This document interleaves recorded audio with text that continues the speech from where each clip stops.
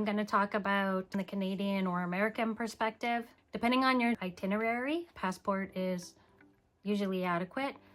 The odd time you may require a visa. The visa is an extra piece of documentation that's included with your passport when you visit a country. A Cambodian visa looks like a giant sticker and it's permanent in your passport. You don't take it out. Some visas look more like the opening page, so it looks like that. And for some countries, the visa requires a photo. If you're going to the Caribbean, I don't think I've ever required a visa for the Caribbean, but again, I'm giving you the Canadian perspective. If you're coming from overseas and you're going on a Caribbean cruise, maybe you need one. I don't know. I can think of some countries where I required a visa for cruising. So that was for the United Arab Emirates. When I cruised there, you required a visa. I know that they got rid of them for a while. I'm not sure if they reinstated that requirement. Same for Brazil. So first time I went to Brazil, we needed visas as a Canadian. Americans needed them as well. Then they got rid of the requirement, and then I think they brought it back. It was supposed to be implemented in January of 2024, but they weren't ready.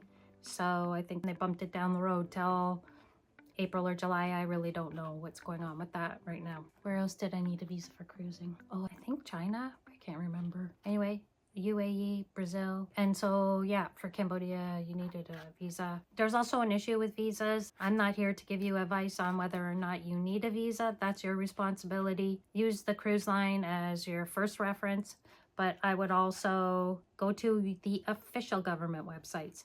And then from there, you could click on the countries you are thinking of visiting. It will tell you what do you need to enter the country, what do you need to leave the country. It also will give you, at least in Canada, I think in the US as well, it kind of gives you a little rundown of what's going on in those countries at this particular time and what kind of precautions you might take. That could be in terms of health or safety, crime, those kinds of things. So those are great reference tools. You also want to double check with what the cruise line's saying, and the country that you're planning on visiting, go to their website to see if they have any entry or exit requirements.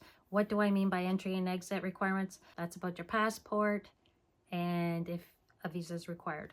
So visas range in all kinds of prices. I've seen anything from $30 US up to maybe $200. Okay, and that's per visa. What does that mean? When you apply for a visa, it depends what the country's giving out in terms of visas. So some might give you a single entry visa and some give you a multiple entry visa.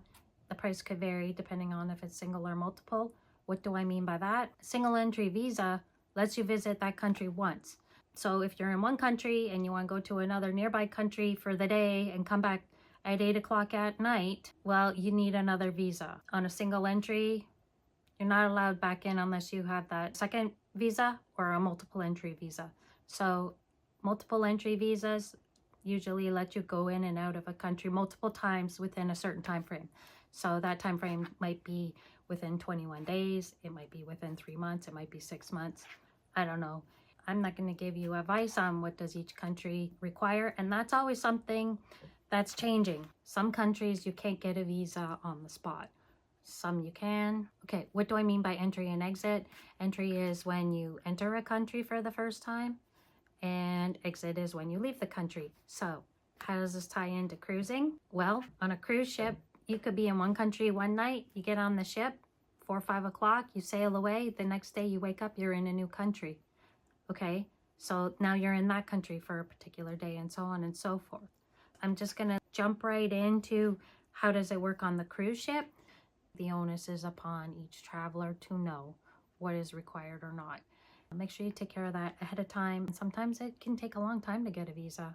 You might get one the day of, or you might be waiting months. In this day and age, it might be easier with things going electronic, but it's hard to say. I hope that this helped. If you want to learn more about cruising, cruise tips, cruise news, or what ships look like, please subscribe to the channel Cruise and Jewels.